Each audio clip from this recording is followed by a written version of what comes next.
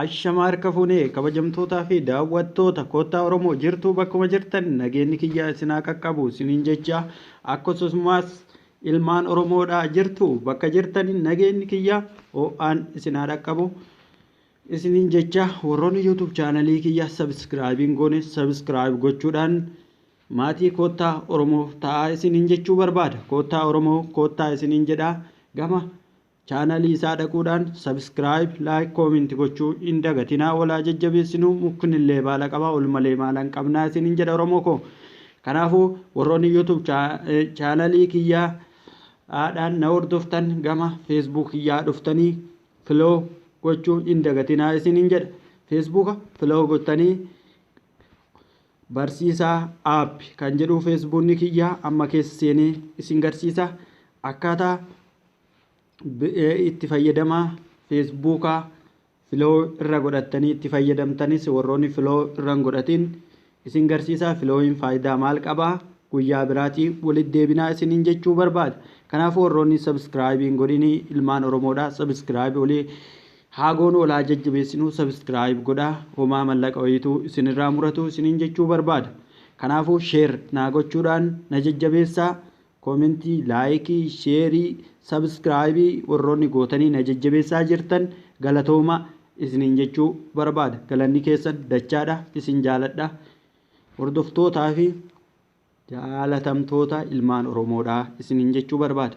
Kanaafuu gama Facebookaa seenee akkaataa warroonni follow duraaniin hin godhatin Facebookni keessan aadii irra jiru aadiin faayidaan qabu. Follow irraa akka godhattan isin garsiisa. Followin faayidaan isaa maali guyyaa biraa isiniif ibsa. Akkasumaan gama Facebook kiyyaa seeneetiin jirra. Facebook kiyyaa barsiisaa app jedha. Follow gochuu hin dagatinaa. Kanaafuu follow gochuudhaan yaada keessanis qeeqa keessanis wanta barbaaddanii isin dhibe nagaafachuudhaan hamma danda'e irra isin gargaara.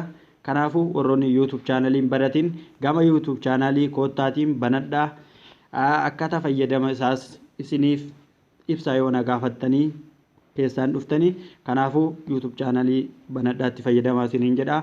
Amma Facebook irraa isin garsiisa. Facebook kiyya kanaadha. Amma following kiyya sittiin baha keessanii waan akkaataa amma aadii irraa gara followitti jijjiirtan isin garsiisa na wajjin tura. Okay, amma of duuba deebinaa jechuudha. Yeroo of duuba deebinee haala kanaan nu baasaa tuqaa sarara tuqaa jedhaara dhiifama. Sarara sadiin tana irratti dhukaasna. Sarara kunoo gurraattii tana bakkee amma qulfii fakkaattu tana biraan jirtu irra dhukaasna. Maaliif jennaa wanni akkasitti isiniif ibsaarutti gubbaa irrallee sararri sadii akkanaa waan jirtuuf. Kanaafuu an Google Kiroodhaan keessa seeneetiin jira. Kanaafuu Google Kiroo keessa seentanii sirreeffachuu dandeessan. Okay jennaan.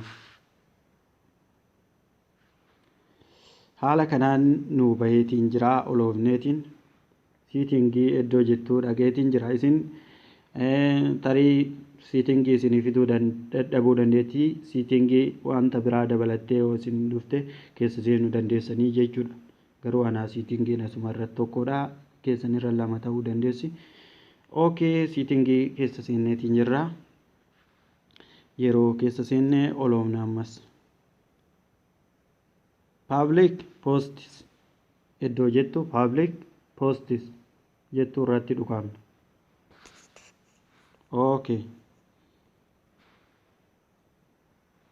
Haala kanaan isinii baasaa daawwattoota biyyaa isin asirra isinii baasaa jechuudha.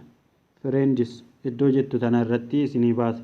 Friends yeroo keessa seentan haala amman irra godhe kana friends jedhee isinii baasa.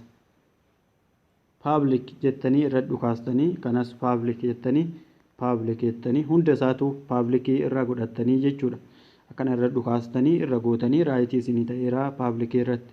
Amma off on jetti. Ana kunoo akkas godhee jennaan onii irratti na jijjiirameera. Yoo ofii irra jiraatte onii irra jijjiirachuu dandeessanii isiniin jechuu barbaada. Kanaafuu of duuba deebine amma guutumaan guututti filooyii irratti jijjiirannee jira. Filooyiin keenya akkamitti nu ol baha garuu yoo ol bahullee dhabaate ammoo filoo namni nu godhuu danda'a irraa fayyadamuu dandeenya. Akkami ol bahuu danda'a fuula feesbuuka keessanii irratti. Okay.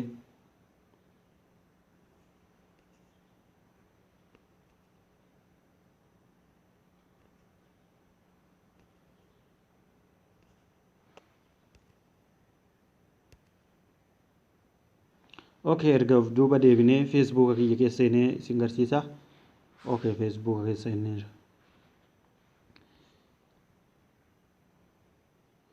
Iddoo kana irratti dhukaafnaa edit iddoo jettu jana dhukaafneetiin jira. Haala kanaan keessa seenneetiin jira.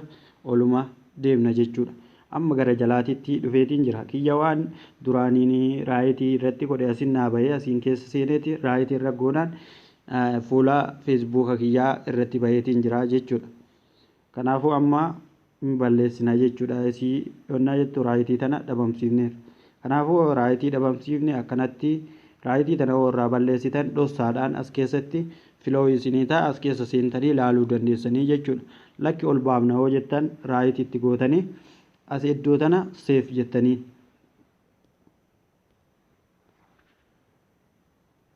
yeroo seef jettaniin haala kanaan isinii ba'a jechuudha. Haala kanaan baheetiin jira kun waanaayyoo akkana isinii bahuu danda'a. Kan biraatiin guyyaa biraa faayidaa filooyii laayikii qabduu fi peejii warroonni peejii faayidaa isaan beekne peejiis fayyadamaa isiniin jechuu barbaada. Wantoota biraa hedduu qabadhee guyyaa biraatiin walitti deebina. Nagaa na jiraadha. Horaa bulaa isiniin jedhaan. Subscribe gochuu hin dagatinaa. Oromoo koo bakkuma jirtanitti walaa jajjabeessinuu.